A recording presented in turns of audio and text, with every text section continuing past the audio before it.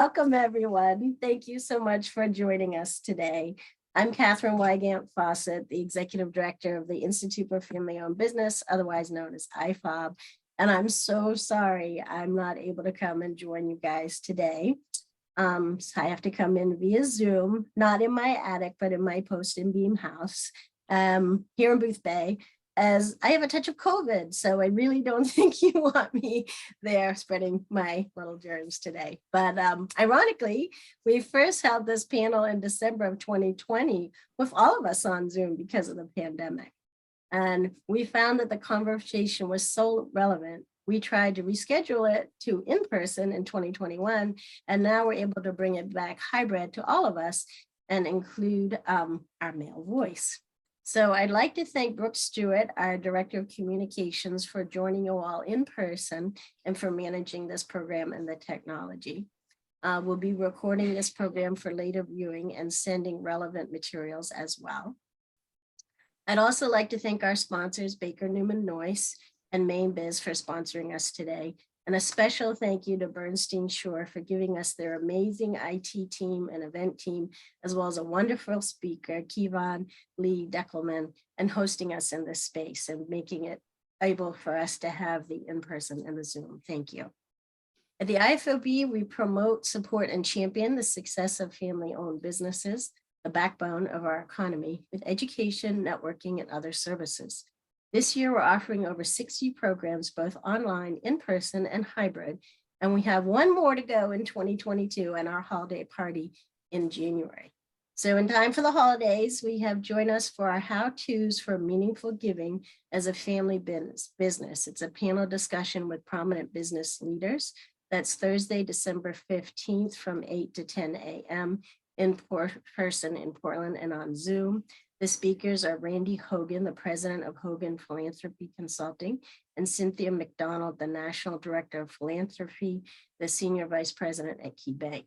And the family business panelists are Adam Lee, chairman of the board for Lee Auto Malls, Dottie Chalmers Cutter, owner and VP of operations Chalmers Insurance Group, and Joe Capozza, president, Capozza Floor Covering Center at Old Port Specialty Tile. Then please join us for our holiday party, Mingle and Jingle, because it's a busy time of year now, so we decided we move things into January. So that's Wednesday, January 25th from 5 to 7 p.m. in person only at the Woodlands in Falmouth. So check out our website, fambusiness.org, for full details. I believe Brooke also has a flyer on the front table, and we're happy to help and set you up. These programs are for all your employees, so please invite them as well to join us, and anyone else who you think might benefit from them. Even if they're not members, we have them open to all. Today, our topic is leading into the next phase, how Maine leaders are navigating ongoing shifts in workplace trends and supporting equality for employees. Our moderator is Colleen McCracken, principal of CLMC Strategic Business Advisors. Our panelists are Kevon Lee Deckelman, Board of Directors, Bernstein Shore, Sarah Halpin, partner, Batco Financial, Aaron Clymer-Lassard, Chief Strategy Officer and Principal Consultant at Lapin International, and Dayton Benway, Managing Principal, Baker Newman Noyce. Towards the end of the program, we ask you to please fill out a quick survey and we'll have some fabulous door prizes. Thank you, Sarah and Dayton. And for those of you joining us on Zoom, we'll send you a survey link in the chat. Your feedback is so important, and it's how we develop and curate our programs each year. We'll also send the recording, survey, and any follow-up resources after the program.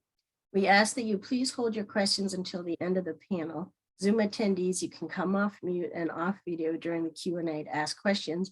And if you want to be seen in the room like I am, you can also come off your video now.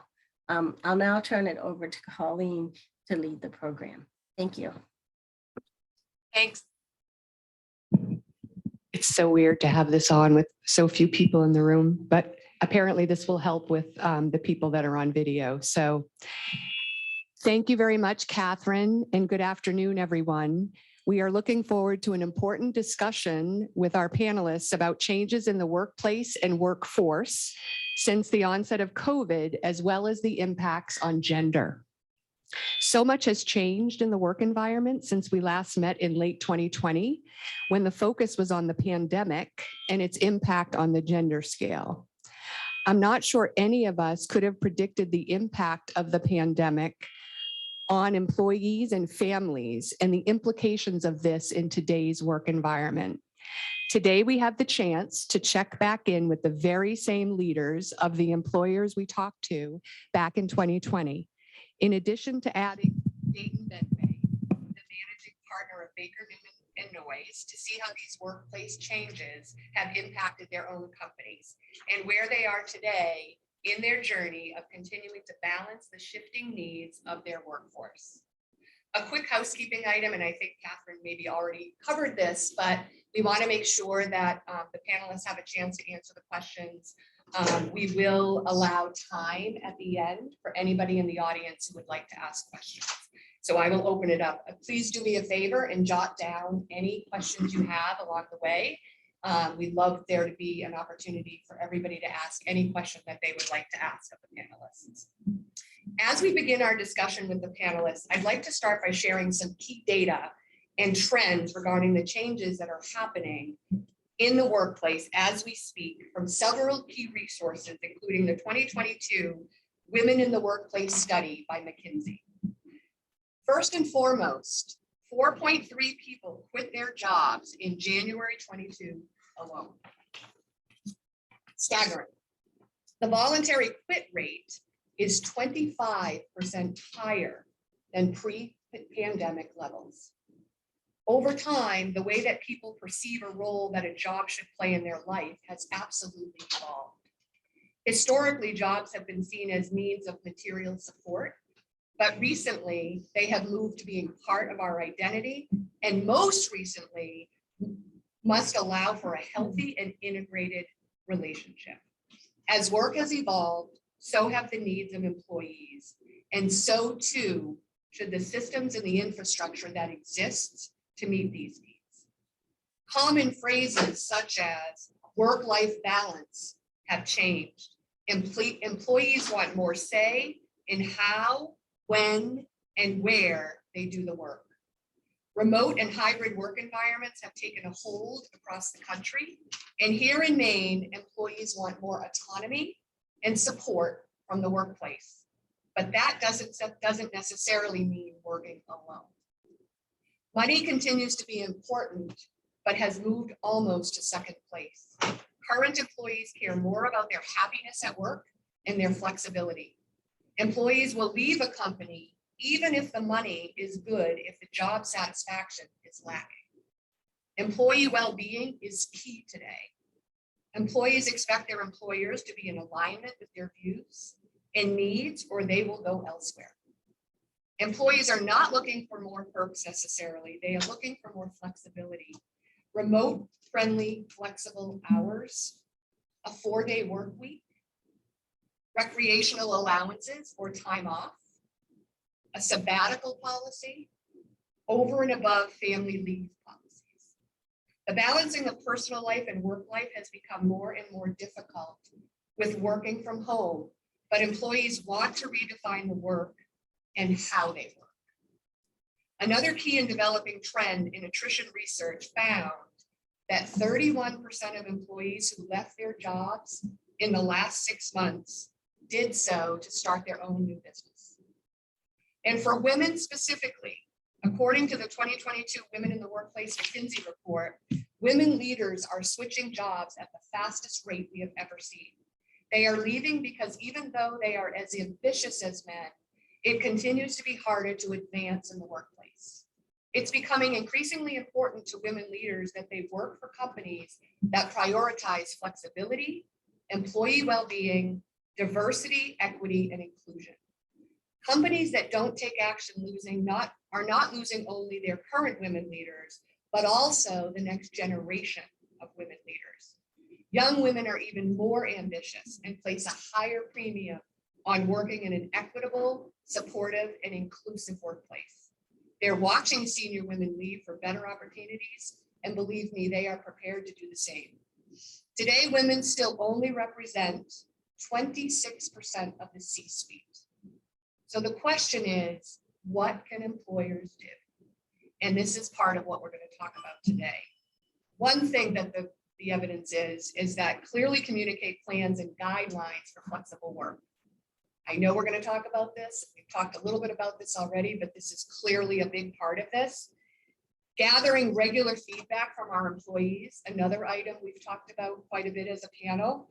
Investing in fostering employee connectedness, right? So we think about employee connectedness, harder and harder to do when we're remote, but it is still extremely important. Being purposeful about in-person work. Employees don't want to just come to work because they're expected to come to work just because everybody thinks they should be at work.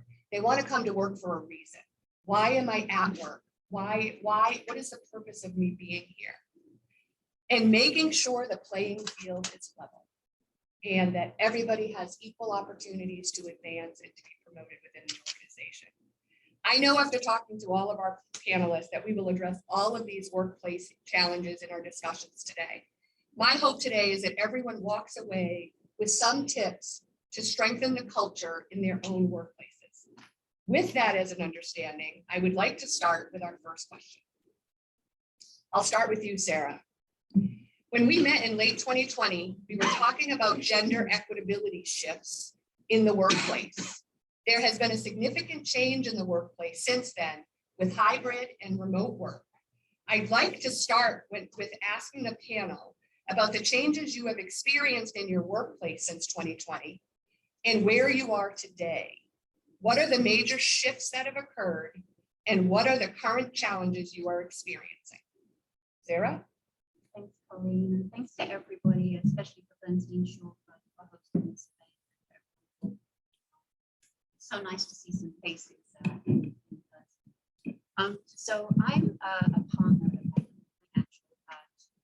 A third of the partners at Backco Financial are women. It's already on. There we go. So we are a small independent financial planning and investment management firm in Falmouth, Maine. We have a team of 12. 75% of our employees are women.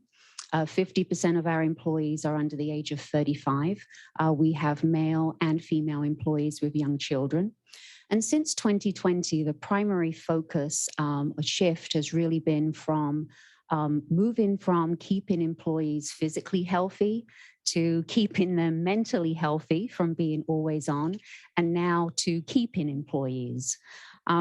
We, at moments in the past year, I feel that we've both been on offense and defense simultaneously. We successfully added 3 employees over the past 18 months in a very tight labor market and lost 1 very experienced employee to a planned retirement. But going through the recruitment and hiring process had us really reviewing all of our policies. Policies certainly around work roles, around salaries, paid time off, benefits, especially, coming up with a remote work policy. And also not just the usual health and insurances, but policies around mentorship and education. In particular, our employees, our younger women, our women under the age of 35, gave the most input around remote work, around pay, and around career progression. And we listened. So our wages and benefits costs have certainly increased across the board, over 22% year to date. We're fully staffed, but we're not complacent. As I said recently, our kind of our hybrid remote work policy evolved to staff working remotely 1 day a week. We provided very clear guidelines on the type of work and responsibilities for the day when somebody is working remotely, but we let the team, we kind of let them work it out together. They came up with their schedule that worked for each of them, and that also could maintain the standards, the high standards that we need in our business as we're a service business. Other costs that we've incurred in the business, this year have been really around upgrading technology, phone systems, all of these things, the infrastructure to be able to support employees being able to work remotely. And I think just in our partnership meetings, we've just spent a lot of hours discussing, how do we build a sense of community at work? Because we're a small team and our employees, are our greatest asset. So that's primarily where we are right now. Thank you very much, Sarah. Would anybody else like to weigh in on this? Dayton? Sure. Absolutely. Since I got caught with the mic, it's great to be here. It's great to be here. I'd also like to thank Bernstein Shore for hosting us. And it's awesome to be the token male on the group and to be added since the last time we did this. It's been great talking as a panel before we got here and really getting to understand how different yet how similar all of our experiences have been. So Baker Newman Noyes, we've got just over 320 employees. To my knowledge, for the first time in the history, which is over 25 years now, in the history of our firm, we now have more women employed than men in the accounting profession, which is something I'm really proud of because that is not traditionally how accounting firms look. We also have 42% of our leadership, our managers and above are women. And so, if you looked at our website and you scrolled through senior leadership, you may not see that transition to more women in leadership positions yet, but it's coming. And it's been something we've been watching and nurturing for quite a while. And when the pandemic hit, we were fortunate to have the resources to go virtual within about a 7-day period. At the time we had 275, 80 employees, and every single one of them was working from home with a full setup within that 7-day period. So we were very fortunate we had the ability to do that. What we've done since then is concentrate a lot of our time on finding the right balance of hybrid for us. We put a lot of value in collaboration and working as teams at BNN, and that means being together at the right times. But you have to make sure that those times are meaningful. You also then have to balance what's going on in everybody else's life because there is, we're consistently finding a new normal. And I think for us, it feels as though over the last probably 6 months or so, the new normal is starting to stabilize a little bit. And we're looking at how do we make the best use of what we have now for technology to collaborate, to bring people together. We're going through quite a sizable evaluation of our entire Portland office. We've got 2 floors, coincidentally, right across the street from Bernstein Shore. And it worked great for us when we moved in the early 2000s. 20 years later, it feels a bit dated in the way that we like to collaborate as teams now. And so we're looking at how to re-energize that space so that everybody, when they come in, has the opportunity to work in teams differently.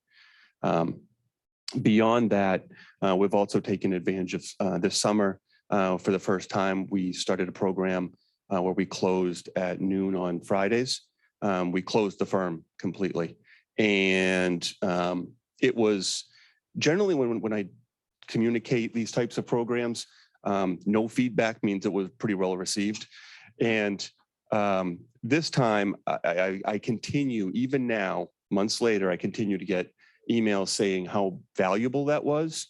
We'll get into the feedback that I get from the firm a little bit later, but from our working moms, especially, that was seen as a really valuable a perk for them over the summer. So those are just a few of the things that we're looking at and doing. You mentioned that you're changing some of the policies? Because at this point, senior leadership is not balanced out between men and women. Are there some specific things that you are doing to sort of, ensure that change over time, or specific tactics that you've taken? Yeah, we're in the process right now of completely reevaluating our leadership development program. And that's not just focused on ensuring that women are successful in the workplace. However, given the proportion of women that we do have in senior leadership roles, for the success of our firm in the future, it is critical we keep them engaged and we keep them progressing in their career in a way that's meaningful to them, while still allowing them to feel as though they have the ability to be everything they want to outside of BNN, right? So if they want to be an amazing mother, an amazing wife, amazing partner, they can do all of that and keep their career moving forward. And I feel as though the success of our firm is extremely dependent on finding a way to allow this balance to happen in the quickest way possible without sacrificing quality of the program. Yeah, because one of the things I read was that women will move fairly quickly if they feel like the ability to advance isn't equal to their male counterparts. So I think companies, are sort of thinking about what are some ways that we can sort of make sure that that opportunity exists, because they're leaving early. And as we all know, as companies, we spend a lot of money getting people in the door and training them and having them be part of our team, and we really want them to stay. So thinking about the opportunity that exists to sort of make sure they don't leave early on because they do believe the opportunity is there is something that definitely came through a lot in the research. So Yeah, I'd agree. I think one of the things that I've learned as well is that transparency in the path forward allows for a lot more confidence, regardless of gender, but especially for our women employees. It allows them to have a lot more confidence that they are being treated with the same care and attention as their male counterparts. And so and in looking at the leadership development program, that is something we're really focused on, is providing that transparency and that clear path, so that there aren't questions about not only where am I in my career progression, but how do I know that I'm being valued the same as my peers? yeah, exactly. Thank you very much. Let's move on to question number 2. And I'd like to start with Erin on this one. We have all heard and likely have stories about quiet quitting and the Great Resignation. What do you see in your own businesses that you think are causing these challenges from an employee perspective? And what employee retention strategies have you implemented in your own organization to address these? Thanks, Colleen. And I echo the appreciation for the event and Bernstein Scher for hosting. Lappin International is a boutique consulting firm. We have about 15 employees, but of our 4 leaders, 3 of us are women, which in the consulting industry, that's not super common and provides a different experience in leading the firm and in sort of knowing how we're going to balance and tackle some of these questions. So I'm going to speak a bit about what I see in our clients more so than what we do, because we're a little different. There's really this convergence of coming out of the pandemic, and everyone experienced autonomy in a different way, which of course snowballed into overworking. Not only can I work whenever I want, I can work all of the time. And so there's been a understandable pullback from that. What's the right balance?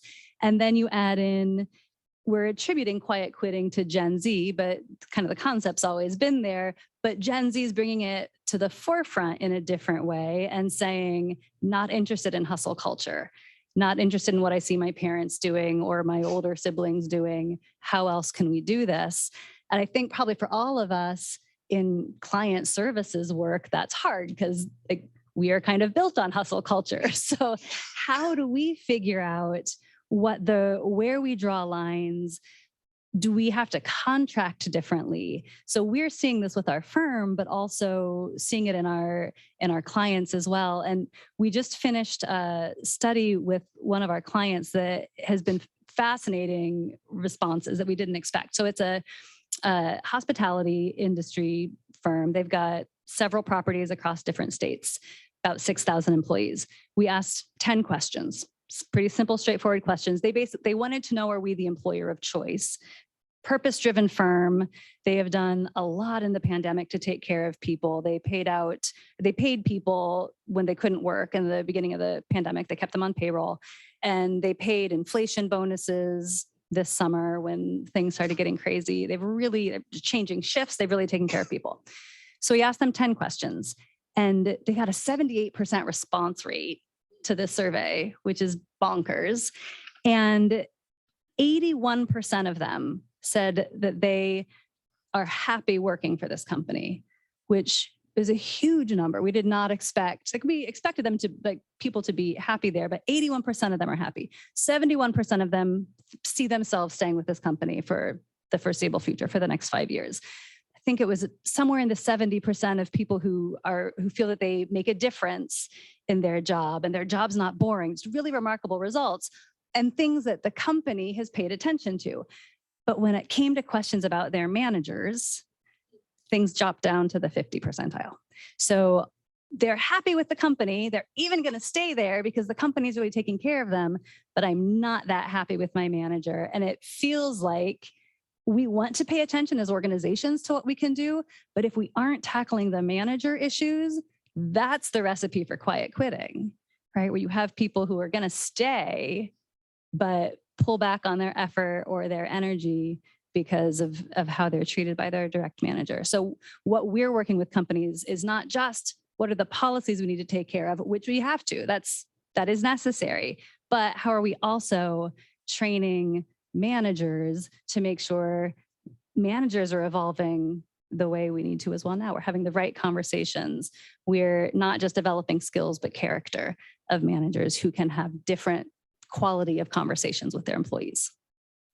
Very interesting point around, we can do everything we want with policies and with, doing the right thing. But if the person that you are working with and have to report to on a day-to-day basis isn't necessarily, that person that you feel is helping you balance your work and your personal life, and really being supportive and empathetic, which I think is another piece of this, of the sort of the data and research, is that, this empathy, the idea that they care about me.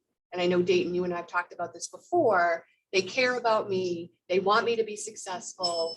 And if something's going on in my personal life, they're going to support me.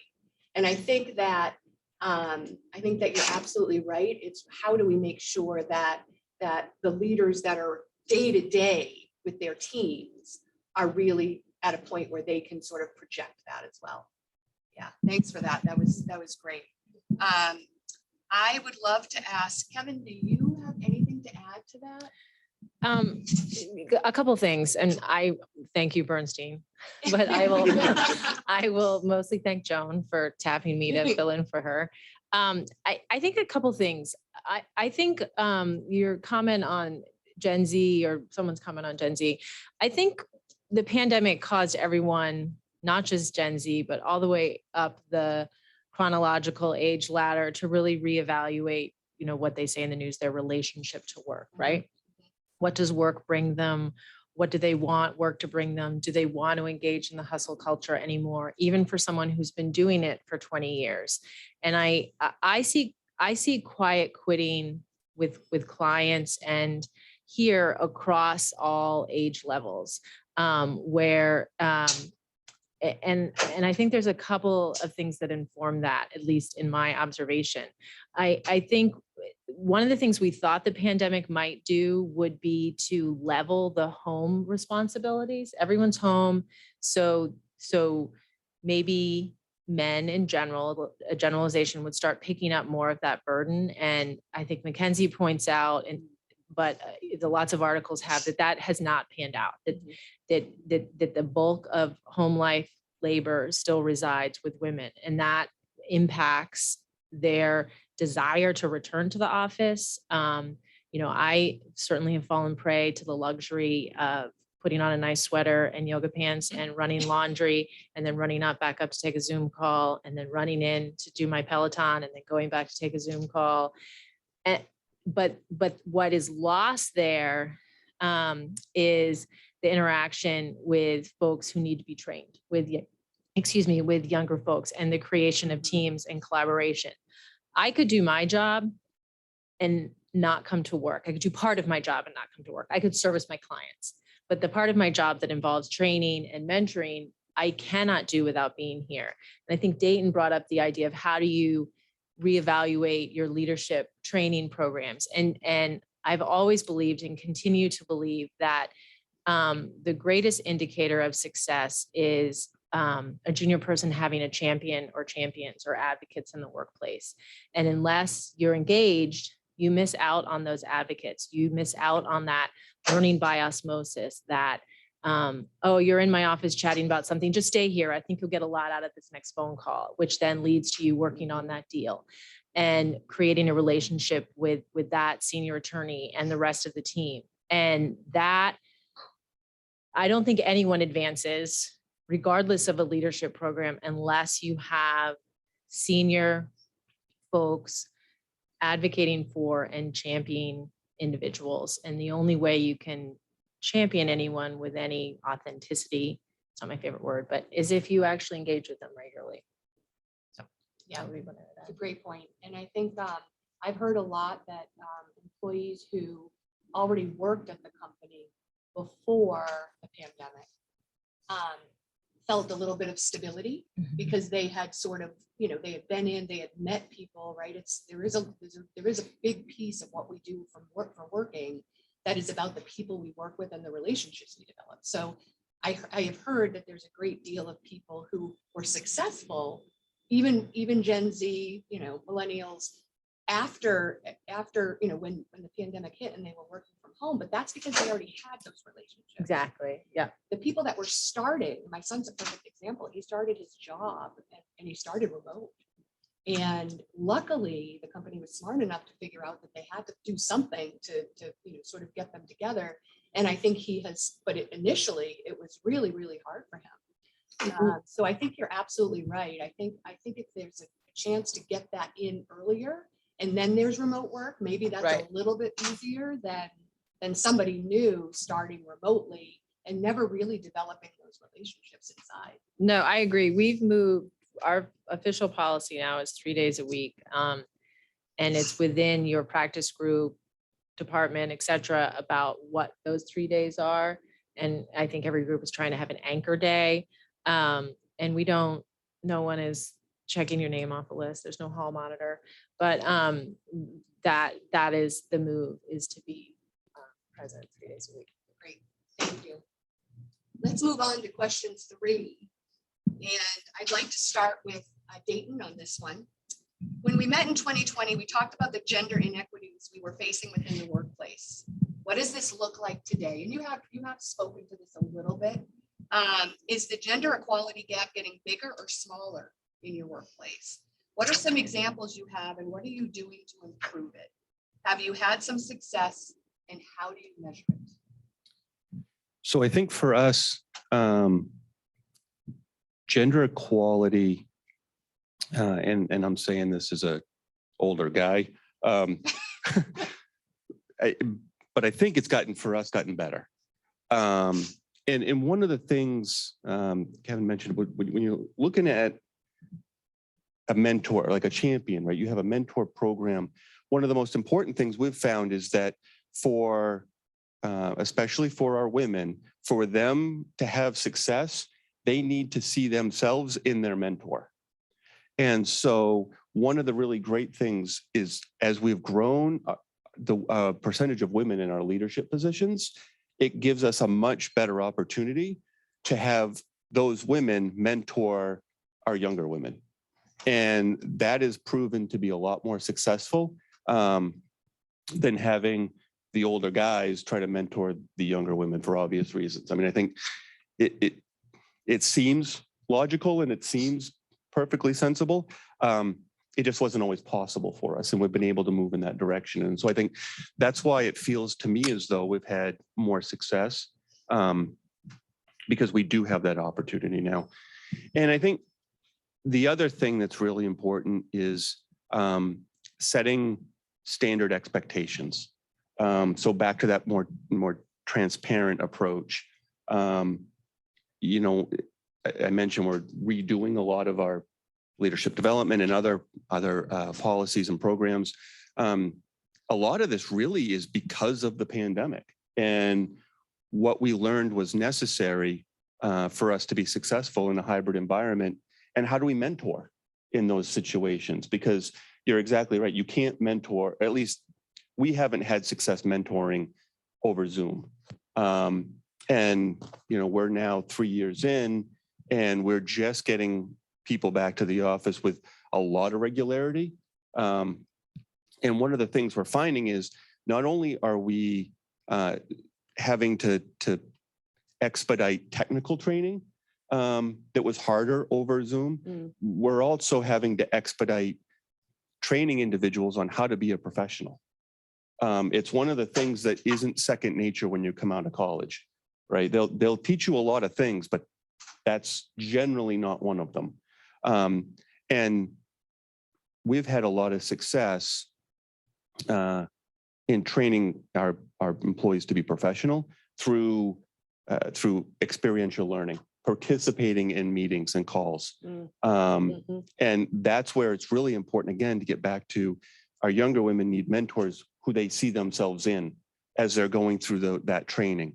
And the other thing we've done is not firm-wide, but in a lot of cases, is we now also understand with a lot more clarity that not every person is going to be a great mentor, right? It's not just second nature to understand how to be empathetic and understanding and still be a leader and educational and pull that all together. And so we're trying really hard to do better at pairing mentors and mentees who have a good bond and a good relationship. Which again, I don't want to keep going back to this, but it further kind of just suggests that we really need to have, you know, some really strong women leaders being those role models. Yes. Very great. Great feedback.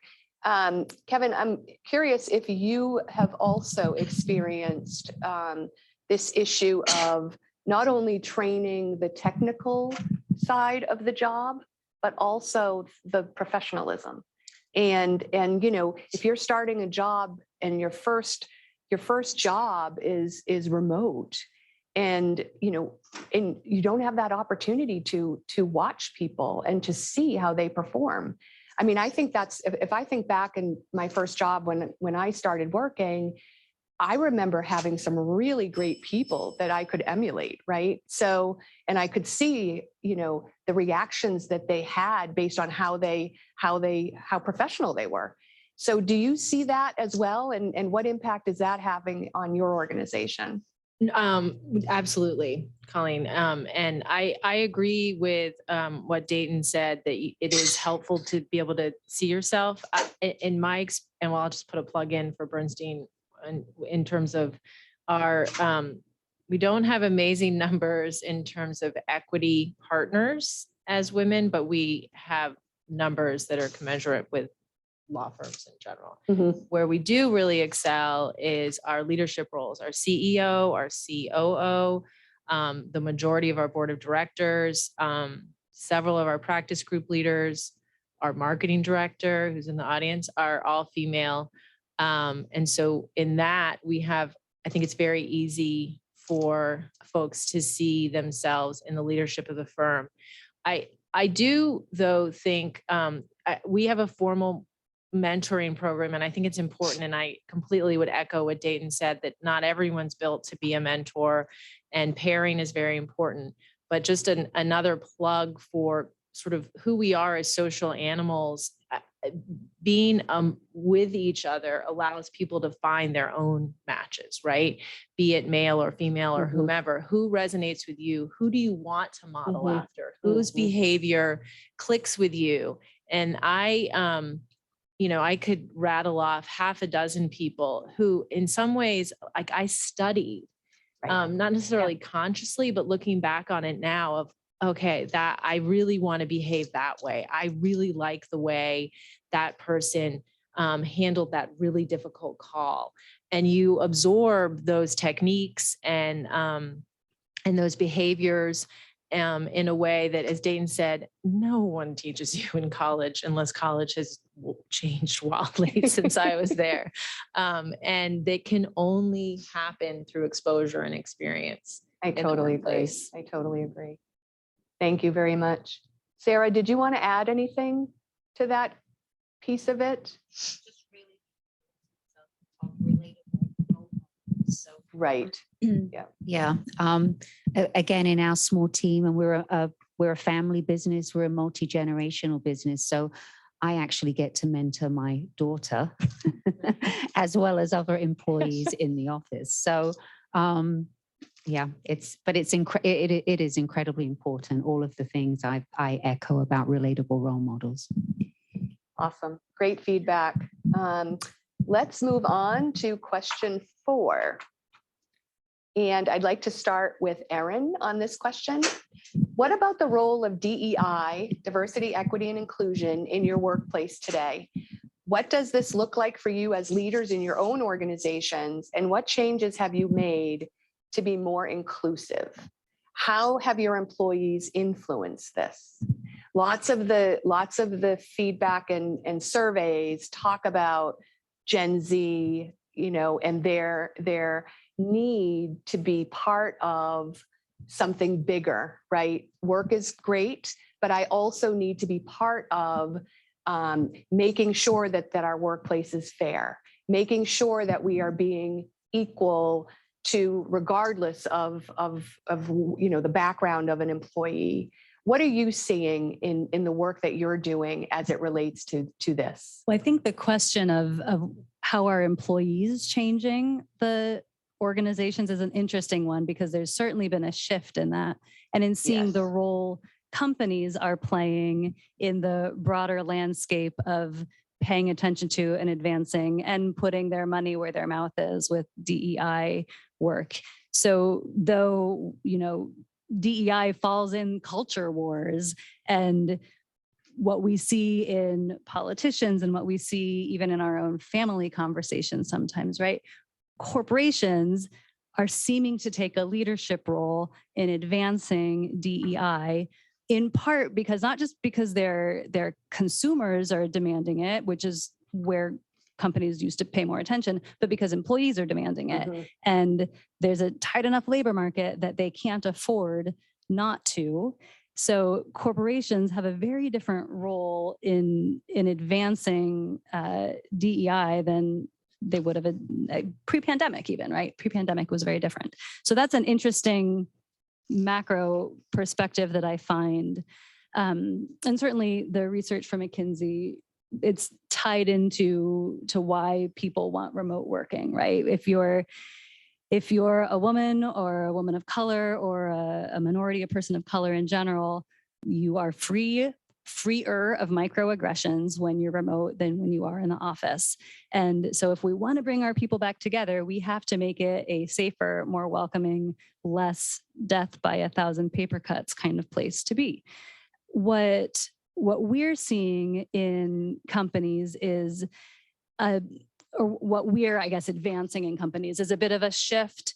Not to say DEI training is bad. There is an aspect of training that's important, but we're kind of rolling back to fundamentals a bit and saying it's not enough to teach implicit bias.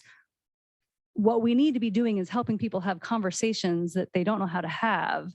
We've lost the ability to be with people who we're different than and disagree with, and be able to be curious and respectful and want to understand a perspective different from our own, be able to validate a person, even if we can't validate the opinion, but to be able to still be with someone. So until we can have conversations in a different way, DEI work sort of gets lost, and people may be pushed through mandatory training. And then they say, I know that stuff. I went through that training. So clearly I'm not biased, when like what we're wearing is based on implicit bias, right? Like it's just part of human evolution to have unconscious bias. So changing the conversation has been a really important piece that we've been promoting and seeing success with in clients. It's so interesting. Do you think that, because I do think there's a real focus on making sure it's genuine within companies from employees, right? Just having, creating a DEI program and having everyone have to go through it isn't enough. And I think your point around having to make sure that we're having those deeper conversations, right? How do we have a conversation about it without it being, perceived in one way or another? But it isn't just about a class. It's about, and I do think there's a lot of research that says, just because you're doing DEI programs and saying that you care isn't enough. It always has to be modeled at the top, right? It always has to be modeled in your exactly. boardrooms, in your C-suite. And that comes to representation. It also comes to how we engage conversations. And there are lots of ways to respond when someone does something that you think is inappropriate. One of them is confrontational, but there are other ways to engage. And so helping people find their authentic, I know you hate that word, their authentic ways to engage in people who are bringing something that feels clashing to them is such critical work. And if our leaders can't do it, it's a big ask of people deeper in the organization. Totally agree. Kevin, what do you think about this topic? And what is Bernstein Shore doing as it relates to that equality within the workplace? Yeah, so I agree with everything Erin said. I won't go over it again. We've had a DEI committee that goes way back. We a few things we've done to expand that is in a services firm, there always has historically been the attorneys and the non-attorneys, right? So we had a DEI committee that was populated with attorneys. We now, or in the past few years, expanded that to have attorneys and a very involved, very engaged staff members. And we launched a D1L program, so in law firms, somewhere between your 2 and 3L year, your second and third year, you typically go into private practice of law for a summer if that's your plan. There are also programs that take students after their first year. So Diversity 1L program is what it stands for, where we take diverse students and it's Bernstein and several other law firms in Maine and expanding into other service firms. But the point I would make is that there's a business case. That is the case. That is the reason. It was the right thing to do. But what I do, what all lawyers do for a living is advise people, counsel companies, is what I do. And so the more diverse perspectives you bring to the table, inherently, the better the advice and counsel you will be able to bring to your clients. And I think that bears out, to Erin's point, it's what consumers are demanding. It's what makes products better. It's what informs a richer experience. And so we do all of the programs, which I agree need to come from the top, be modeled to the top.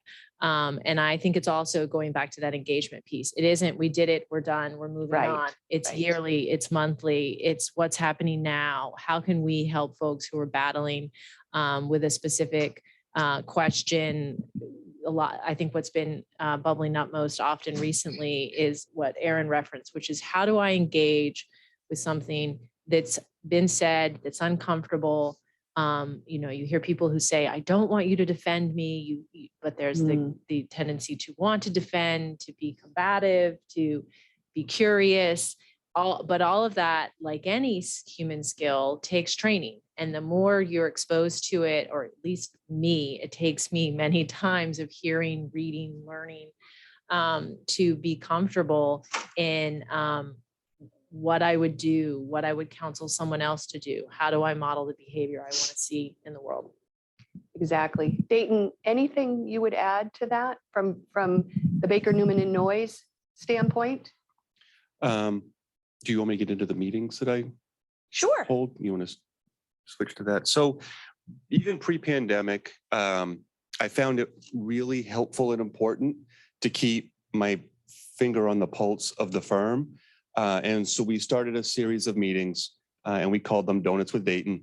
They're down in Portsmouth in a really great old inn. They've got a comfortable parlor. We go in there, rearrange all their furniture with big oversized couches and chairs, and it's got a fireplace. And so we get them completely out of an office environment and we make it very comfortable. And I'm the only person in leadership there. I'm the only principal. And the message is, you can ask me anything. If I can't talk about it, I'll tell you. If I tell you something that you can't share yet because we haven't made it public, we got a pinky swear to do that. And then we'd spend, when I first started, it was about an hour and a half, and I learned it had to be 2 hours because it took the groups about half an hour to trust that this was authentic. And I know you stay away from the word, but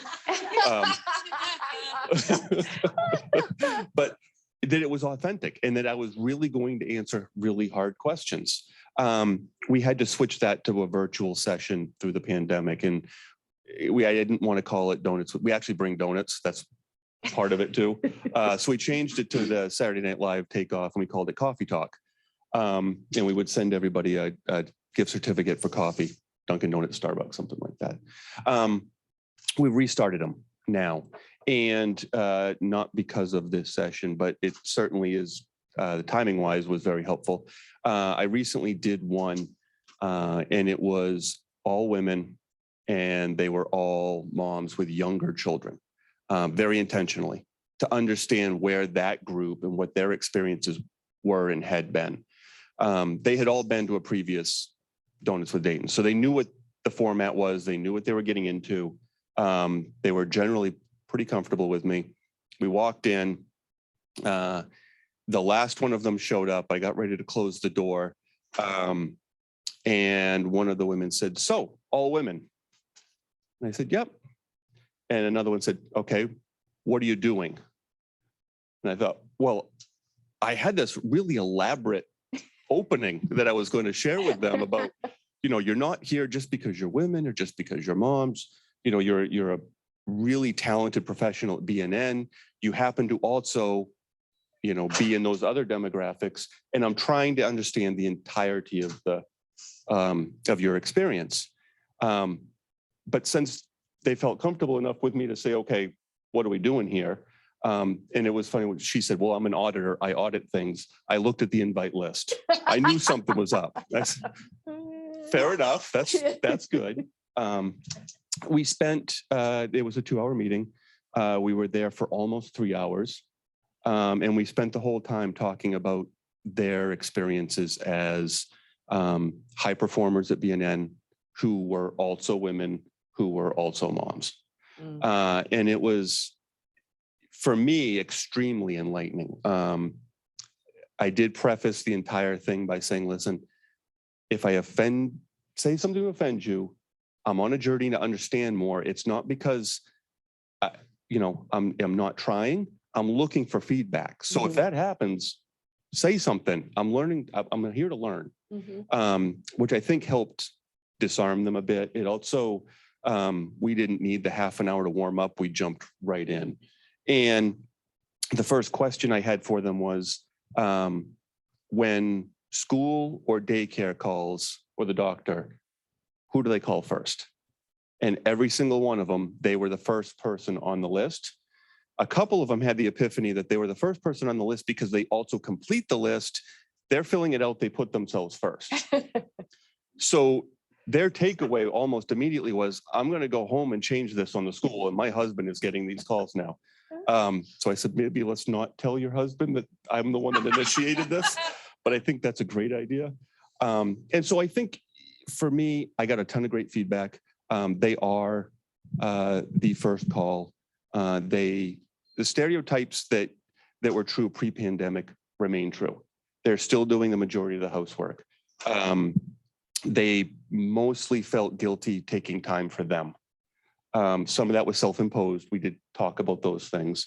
But all the things that you heard about before, they communicated to me, which was in some ways disappointing and in some ways validating that we're on the right path. We understand what we need to tackle. Now, how do we get there? And we had a great conversation about, how that might look and feel at BNN. What I do with all of this information, my executive assistant goes, she takes notes for me because I can't hope to remember all the conversations that happen in a 2 or 3 hour span.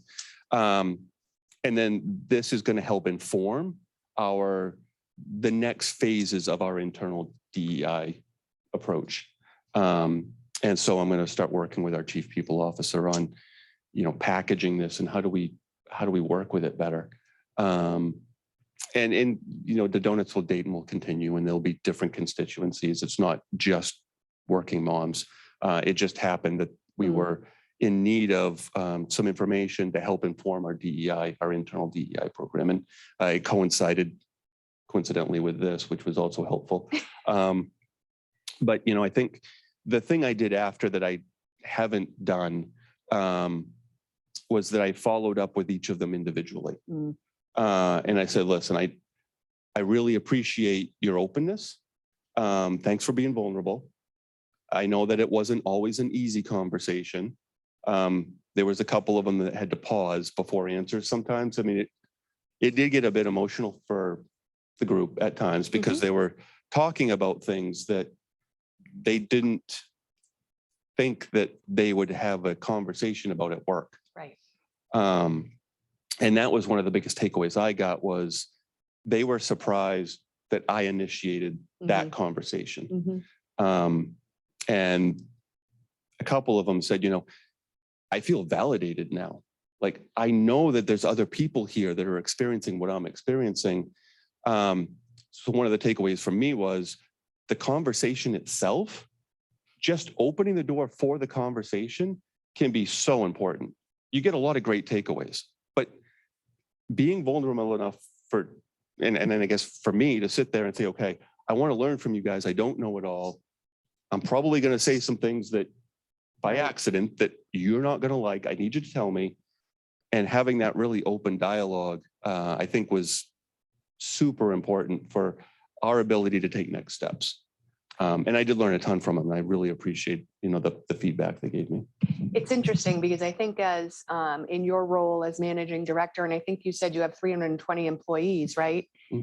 We start to think about the role of senior leadership in sort of making sure our organizations are performing and our employees are in a good place, right? And so I wonder, as you think about your role and maybe what it's been over the last year versus what it was maybe pre-pandemic, has it shifted quite a bit? Yeah, I think everything that was there pre-pandemic is still there. So all of the responsibilities of running a business in 2019 or a firm remain there, especially as part of a partnership. The thing that has been added is, and this is not, I don't believe this is gender specific, but our employees now look for Baker Newman Noyes to be their moral compass as well as their employer. And those are attributes they used to get from their church or their community or their family.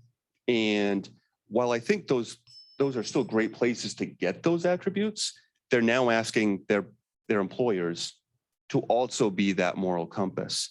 And one of the big things I've learned is that saying nothing is saying something. Mhm. And when a significant social event happens, saying nothing implies that for some people you're in favor and some people you're against. But it's their bias that brings the direction that they believe you're headed in. And so you've got to be ready to at least globally comment on it, even if it is, we're not taking a position on this because X, Y, and Z. Mhm. You know, and I think that's one of the things that I've witnessed that's changed. And it felt as though it started generationally, but is now generally throughout the organization.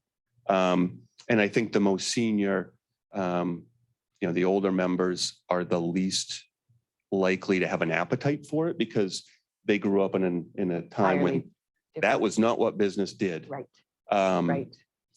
But for the rest of them, it has become an expectation. Yeah, thank you. That was very interesting, and I think very, very true. I think the roles have changed, and I think it's a combination of so many different things that have happened that I think are kind of all coming together at the same time, which is causing us to sort of think about ourselves as leaders in a different way. We've got our final question, and I know we're already over time, but I don't want to rush. I think it's important. I think a lot of what we've been talking about is incredibly important to the audience, and I think we should make sure that we can finish it in the right way. So with that, I will start with you, Sarah, on the last question. If you had a crystal ball, boy, if only we had a crystal ball, right? What do you think the future holds for the workplace based on everything we've discussed today?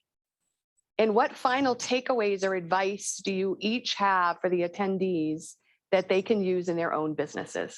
So actually, I'll have you pass the microphone down to each of you so that you can have that final word, and then we'll wrap it up and take questions from the audience. Okay. Well, I think three kind of bigger picture things. Certainly, with recent news of layoffs increasing in the tech sector, and this week, Amazon, I would imagine that we could expect, as the economy slows, the job market is unlikely to be unscathed. And so, fewer Americans, fewer jobs for Americans will mean certainly less job switching and maybe less reliance on inexperienced workers too. So, certainly the talented and hardworking employees are going to remain in demand. The other big picture thing is just, in thinking about the future of workplace and just thinking about the huge opportunity that there is for technology, for AI, for automation. When you think of the market of people out there trying to come up with products and solutions for how do you connect or how do you engage employees when they're not physically together. So I think I'm sure that there are lots of people out there thinking a lot about that and putting together products and solutions around that. I think the other bright spot is actually women entrepreneurs, and the stat that 49% of new businesses started in 2021 were women. And, in 2019, pre-pandemic, that was about 28%. And so I think it obviously one of the things is, women entrepreneurs are on the rise. Women have chosen, I guess, to become their own business owners for flexibility and to be able to do work on their own terms. And I think that's a great thing. In terms of just takeaways for business, I mean, certainly we've talked all about those. I think, we're trying to control the controllable in our business, and certainly doing a lot more to invest in, the level playing field, equal access to mentorship, especially is important to us. Thank you. So I think for, at least for my Baker Newman Noyes, my business and our industry in the accounting sector. I think the future is going to be very tech dependent. I completely agree with Sarah in that engaging employees and being creative in the ways you do it is going to be critical. I believe that we will see a return in greater numbers to offices as the economy continues to worsen. And I think that will be somewhat out of wanting to demonstrate value to the organization, so employees will come back a little bit. But I also think there's going to be a better experiential learning, which means performance will be impacted. With all of that, I 100% believe hybrid for us is here to stay. That door has been opened and we're not closing it. And we as a business have to find a way to meet all of our employees. And then we have to set expectations to have them meet us. So it's not one side or the other. It's a dual responsibility to engage in meaningful ways to make sure that we're serving our clients and we're extending careers. I think the advice I'd give is starting the conversation is hard. It's really hard. For me to feel comfortable doing it, I actually, during the pandemic, I got leadership coaching that was focused on DEI. And I knew I was going to have to become far more capable of conversing. And I didn't know where to start, quite frankly. They don't teach you that. Even as you're teaching you to become a professional, that's not one of the things that they teach either. So I went and got training, and it has been extremely helpful. Allowing yourself to be vulnerable while being empathetic and genuine is kind of where it all converges. And also admitting that you're on a journey to learn more will do wonders for really letting the information flow. So I would encourage folks, if you don't know where to start, get some coaching on it. You'll be amazed at the feedback you get. Great, thank you. I'm going to go in reverse and give my counsel my advice first, which is do what Dayton just said. Yeah. So the example of what I would distinguish between leadership character and leadership skills, right? Being able to do the hard stuff that takes longer, investing in yourself as a leader to do that, and investing in your team, knowing it's not going to be quick returns. It takes a while to develop the character required to sit in vulnerability. So that's my advice. Trends that I expect to see, one is, I think the gig economy is going to continue to grow, whether we call it, the shifting to call it new entrepreneurs, which they certainly are, but this notion of solopreneurs who are contracting with companies as companies are contracting their workforce. I think that's probably a trend that's only going to grow. And the second piece that I'm expecting to see is a difference in how we contract with our employees, so that there is space for hustlers who want to hustle, and there's space for people who don't. And we figure out what that looks like. What does career pathing look like? What does advancement look like when people want different things, so that we can make space for how Gen Z is expected to influence the workforce. Thanks. I don't have a ton to add. I agree with everything that's said. The only thing I can think of is I do think I echo that we will be back in the office more. I just go back to what I said before. We're social creatures. For companies that are craving long-term employees and folks who are engaged and invested, I don't think there is a way to do that without human engagement. I also agree hybrid is here to stay, but there has to be in-person engagement. It's how we're wired.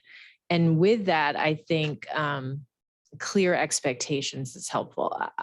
I sit on our board, but I also am a practicing attorney, and that's the majority of what I do. But I think throughout the pandemic, lots of companies, because it was unclear what was happening in our world, and whether it was safe to be in person, and what people's needs were. And they were caretakers on a different level with school at home, or someone's ill. Setting clear expectations. We threw a lot of things at the wall because we didn't know what was going to stick, and what the world was going to be. But I think now people at all levels really crave clear expectations, be it return to office or hourly requirements, or professionalism. I think someone talked about like how people are behaving with clients and customers. So those would be my 2 ads.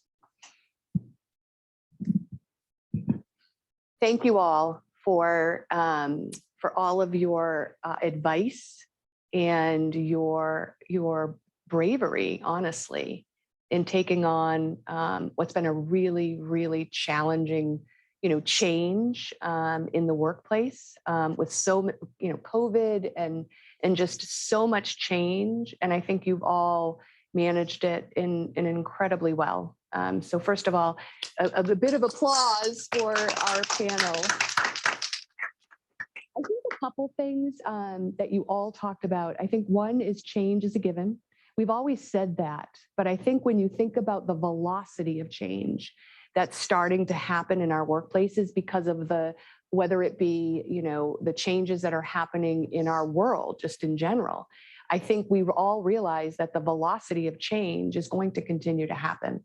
So that to me was one thing that I think really came across. I think this idea of coaching, I think this, there's always been this sort of thing that, we learn as we go, but the idea that we can't be good at everything, right? Like we all have our strengths and our weaknesses. So the idea of getting some support in those areas, especially with this evolution and this change happening, right? We have to be able to have those skill sets, and our skill sets need to be at a level that can really sort of help our employees along. So Dayton, I think that was a really good point around coaching and also the vulnerability of it, right? So we aren't all good at everything, and that's okay to admit. The ability to be vulnerable with our employees and let them know that we don't always know what the future holds or what it's going to look like 6 months from now, because between now and 6 months, a lot will change, right? So, but I think having those honest and relationships and those honest conversations is a lot of what you talked about. And I think as a group, and I think that I think those are the things that really make our workplaces special, is when there are those relationships and there are that interpersonal sort of touch in addition to the work, obviously, that has to get done. So thank you so much for a lively discussion, and I am looking forward to hearing the questions that we have from our audience. So Brooke, I'm not sure how we get that rolling. If anyone has questions, go ahead and start asking. If anyone is on Zoom, if you want to either put it in the chat, or you can unmute yourself and take yourself off video, and you'll be on the screen if you'd like to jump in that way. Just however your preference is. Anybody? Whoops. Oh, I forgot this is I think I can be attached. loud enough without. Are you sure? Okay. Again, so Dayton said, work from home, here to stay. Couldn't agree more. We're meeting employees where they are every day individually. In the contract, I think Erin said, what I haven't heard a lot about is for those employees who, and I know Kevin Bernstein was an earlier adopter of like a 32-hour week or Fridays off, and off meant off, like you are digitally off. And have you started talking about like salary and how you account for that person who was 40 hours or full time, but now they're really only 32, but we know they're not 32. And the rule was, well, we're going to pay them 75% of the time, or we're going to pay them 80% of benefits. And we ran into this right before pandemic. And I said, you know what? I'm just going to keep your salary where it is. And you're off Fridays, you're dark, and do not reply to emails. But how are you starting to have those conversations? Because this is just what days I want to come it's also this notion of afforded, like work should be able to get done now in 30 hours. Like, and how are we creating that life work balance that, so I don't know. I don't have the answer. So I'm curious how organizations are starting to tackle that reality. You want to take that? Okay. I think it really depends if it's a lawyer or a staff member, right? Our staff members answer to their supervisors. The lawyers answer to their clients. So I'm a believer that it's incredibly difficult to do. We have people who are on part-time or full-time, and I would argue that almost all of them work more in some instances than personally. I'll just be really honest. Every single time I've had a woman who is coming off of parental leave and said, I think I just want to go 3/4 time. I say without exception, unless you are so disciplined that you literally will not open your laptop, your iPad, your phone, et cetera, et cetera, et cetera, don't do it. It's not worth it. People's productivity ebbs and flows over the course of their career. You will end up working full time unless, again, you are incredibly disciplined. So I don't think it's worth it, but if someone who wants to do it, certainly allow for it. I think, again, it's very different with staff.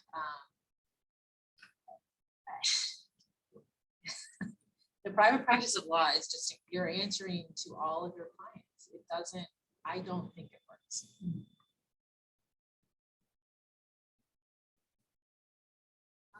I would just say,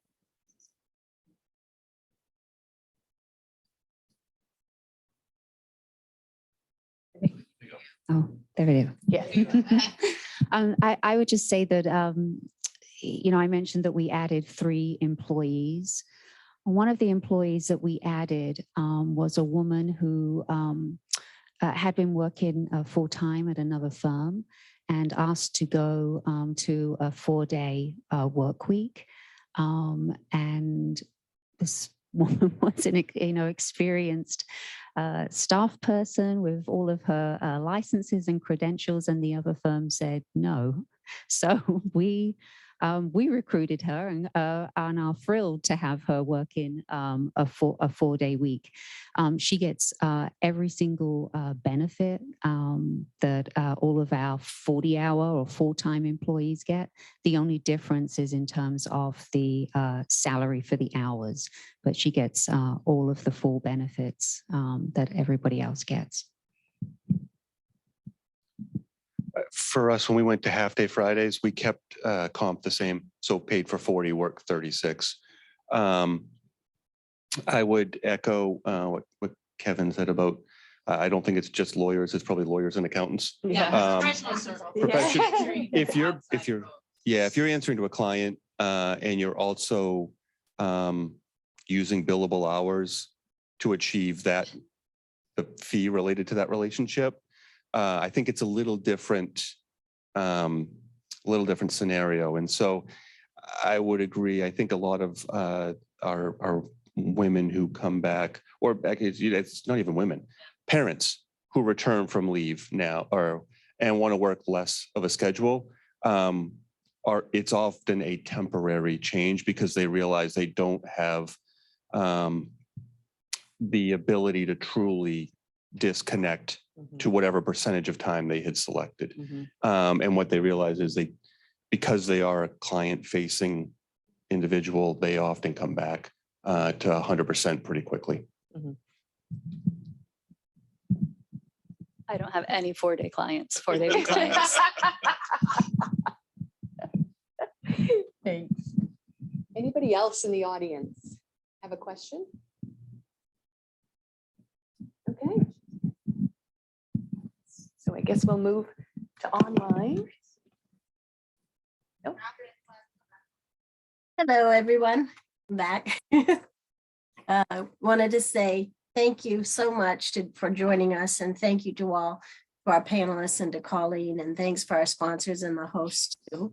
We'll also ask that you please fill out our survey. We'll put that survey in our chat here for those who are on Zoom. And for those who are in person, we have some fabulous door prizes. So we will, let me just quickly put this into the. So thank you so much for coming. Thanks for a great conversation. We did record this, so it will go out in our archives and things. So we really appreciate the insights from all of you. We wish you a happy Thanksgiving, and we hope to see you on our December 15th program and to mingle and jingle with us on January 25th. So thank you all so much. Were there no other questions? No. Okay. And enjoy the food. I wish I could have a little. Thank you very much. Hope you get well Thank you, soon. everyone. Catherine. Yes. Thank you. Thank you. So we'll do first. Everybody's in?